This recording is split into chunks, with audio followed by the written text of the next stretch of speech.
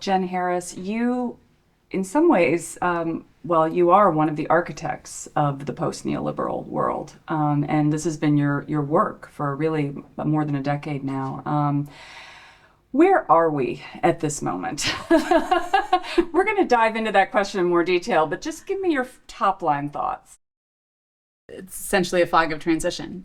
These kinds of transitions from one economic philosophy to another are always chaotic, always scary. And when you're in the middle of them, it's hardly clear that an answer will win out when it is still forming. It feels like we're very much in that moment right now, where it's up, it's down, it's up, it's down, both from an economic and a political and a geopolitical place. Markets are not an end in their own right. They are a tool to be placed in the service of worthy national goals. And it is the job of politics and our elected leaders to chart those goals, to agree on what those goals are, and to place markets in the service of them. So much of the last 40 years, rightly, has been narrowly fixated on questions of how you get growth and the kind of proportionate distribution of that growth, right? It is the overall size and the slicing of the pie of growth that we have. This abundance agenda on the left is a little bit about supply side light. It's about let's regulate housing markets differently. Let's deregulate certain parts of the economy. Let's make things work more easily, take frictions out. And there's certainly a lot to be said for efficiency. We can all agree with. You've made that point as somebody that has been in government. You also bring up, the idea of cost in all the things that make us middle class: healthcare, housing, education, particularly in the U.S., but also in many other OECD countries, has been rising, in some cases at double or triple the core inflation rate. How do we kind of break up concentrations of power and some of that rent extraction that have been some of the largest culprits forcing prices up is exactly the exercise. I think that there's post-neoliberalism is a big term, as too many syllables. If we need a better term.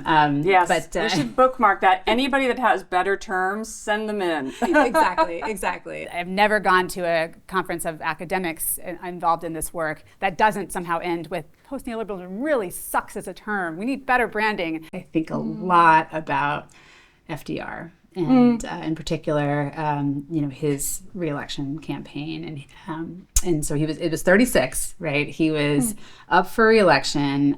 He also gave his closing argument during that campaign in Madison Square Garden, like Trump did, and he essentially, he had some progress to run on, job far from done. And then he names enemies. He sort of names the trusts, names a lot of the barriers to the agenda that he's only half finished in, and says this is why. And just the ability to kind of again give like very lucid, from the gut voice to these kinds of big shifts is turns out very essential. I think everybody needs to figure out a way of having disagreements together as communities. I think that that's also true in questions of urban design, urban planning. Make sure we have physical spaces that are inviting and to this kind of Tocquevillian reimagination of our civic life.